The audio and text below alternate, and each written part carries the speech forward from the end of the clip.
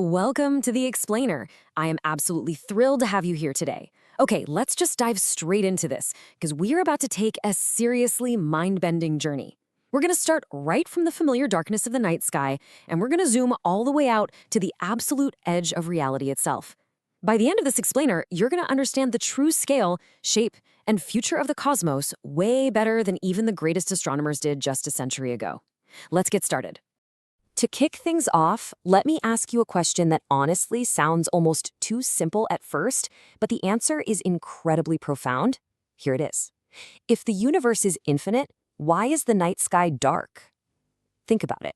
If we live in this boundless universe that's completely packed with stars and galaxies in every single direction, shouldn't every sightline eventually hit a star? If that were true, our night sky wouldn't be dark at all. It would be this blazing, blinding sheet of light, literally as bright as the sun. So why isn't it? Well, this mind-bending little mystery actually has a name. It's called Olbers' paradox, named after the German astronomer Heinrich Wilhelm Olbers, and it's a paradox that completely stumped scientists and philosophers for generations. It sets up the ultimate mystery for us. If the universe is endless, our dark night sky simply doesn't make any sense.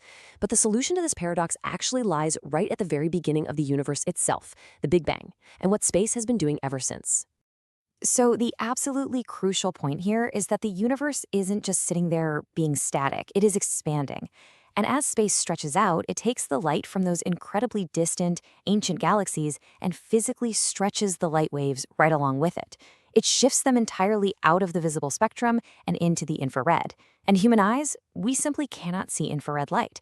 So the crazy thing is, the sky actually is filled with the blinding light of countless distant galaxies. It's just completely invisible to us. And that is why the night sky appears dark. Section 1. The edge of our vision, reaching the cosmological horizon. Okay, so we've solved why the sky looks dark. But that brings us to a much bigger question. If we can't see this light with our own eyes, but we know for a fact it's out there, what is the absolute physical limit of what we can observe in the universe? 45 billion. Because the universe has been expanding for 13.8 billion years, the absolute furthest things whose light has actually had the time to reach us are currently about 45 billion light-years away. That makes our observable universe a giant sphere with a radius of 45 billion light-years. Beyond that, the light simply hasn't had enough time to reach our telescopes yet. But right within that massive observable universe, there's this very strange boundary called the Hubble sphere. This is a boundary where distant galaxies appear to move away from us faster than the speed of light. Now, you might be thinking, wait, nothing can move faster than light. And you're totally right. Nothing can move through space faster than light. But space itself? Space can expand and behave however it wants, pushing those distant galaxies away from us at these terrifying, unimaginable speeds. Section 2. The shape of space. Bending the fabric of reality. So we have this observable bubble, right? But what happens beyond it? Does the universe just stop? To figure out what happens beyond our cosmic horizon, we actually have to figure out the overall shape of the universe itself. Einstein's general relativity tells us there are 3 potential shapes for the entire universe. It could be positively curved, like a sphere, negatively curved, like a saddle, or it could be perfectly flat, where parallel lines just stay parallel forever. Cosmologists have actually measured this by looking at the cosmic microwave background, which is the leftover light from the Big Bang. And their measurements tell us that on the largest scales, our universe appears to be completely flat. But wait, even if it appears flat to us, it could still be finite. If our flat universe is just a tiny, flat-looking patch on a much larger curved surface, we could be living in a hypersphere. You could fly a spaceship in a perfectly straight line and eventually end up right back at Earth. Or, actually even wilder, a hyperdonut. In a donut-shaped universe, which, Homer Simpson would absolutely love, light could take different paths around the curve. That would create a cosmic hall of mirrors where you might see the exact same star in 2 different places in the sky, but in completely different timelines. Section 3. The paradox of infinity. When the universe goes on forever. Okay, those finite shapes are super fun to think about, but what if the cosmological model that most scientists believe today is literal, and the universe is truly, utterly infinite? Let's look at the frankly scary implications of a truly infinite universe. Everything in existence is made of a finite number of different particles, and a finite number of particles can only be arranged in a finite number of ways. If you have finite options to build things, but an infinite amount of space to build them in, statistics demand that exact copies must exist.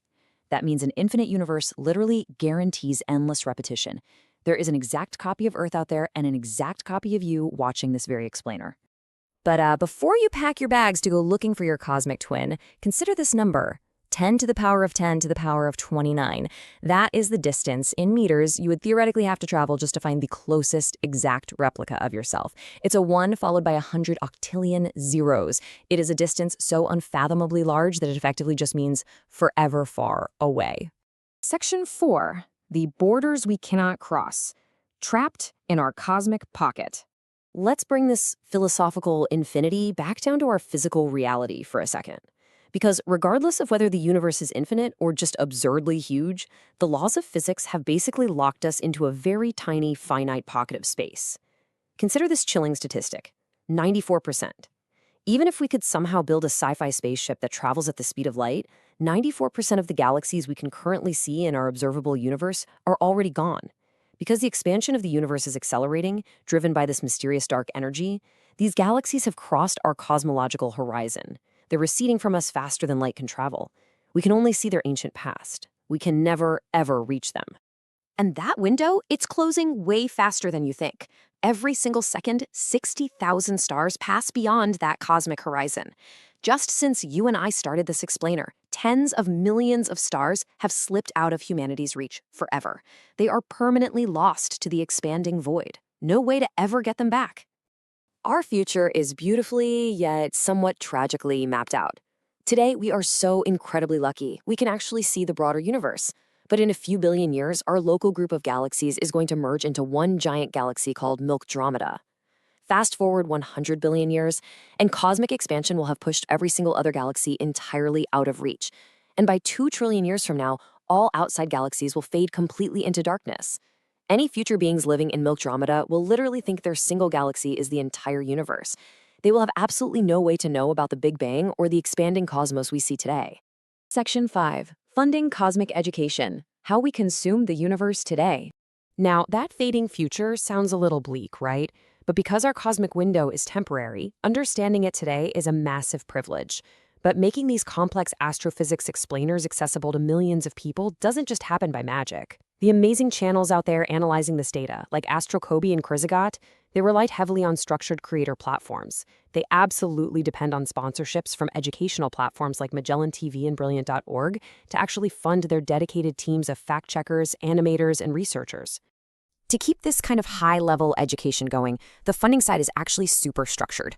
Let's walk through it really quick. A paid product placement is when a brand is directly integrated into the content for compensation. An endorsement reflects the creator's genuine, personal beliefs or experiences with a product. And a sponsorship is when a company finances an explainer to promote a brand, but without weaving it directly into the narrative of the content itself. And these platforms enforce strict transparency. You'll always see a clear disclosure right at the beginning of any explainer containing these paid promotions.